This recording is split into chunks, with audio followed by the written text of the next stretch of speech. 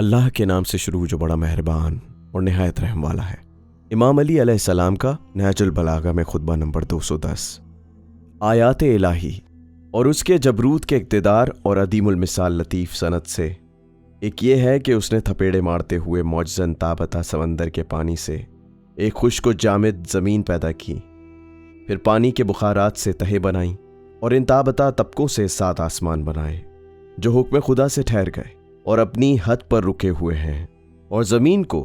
گہرا نیل گوں مسخر سمندر اٹھائے ہوئے ہے۔ یہ سمندر اس کے امر کا پابند اور اس کی ہیبت کے آگے سرنگوں ہے،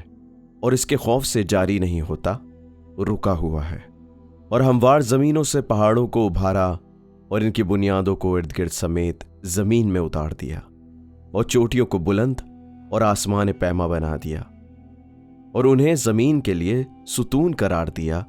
اور میخوں کی طرح گاڑ دیا۔ چنانچہ زمین حرکت کرنے کے باوجود اپنی جگہ پر تھم گئی کہ کہیں ایسا نہ ہو کہ وہ اپنے رہنے والوں کو لے کر جھک پڑے، یا اپنے بوجھ کی وجہ سے دھس جائے، یا اپنی جگہ چھوڑ جائے۔ پاک ہے وہ ذات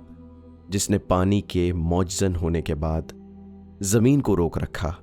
اور اس کے اطراف و جوانب کو تر ہونے کے بعد خشک کر دیا، بس اسے اپنی مخلوق کے لیے گہوارہ قرار دیا اور اسے فرش کی طرح بچھا دیا، ایسے گہرے سمندر کی طرح پر رکا ہوا ہے جو حرکت نہیں کرتا۔ اسے تیز و تند ہوائیں الٹا پلٹا کرتی ہیں اور برسنے والے ابر اسے مت کر پانی کھینچتے رہتے ہیں۔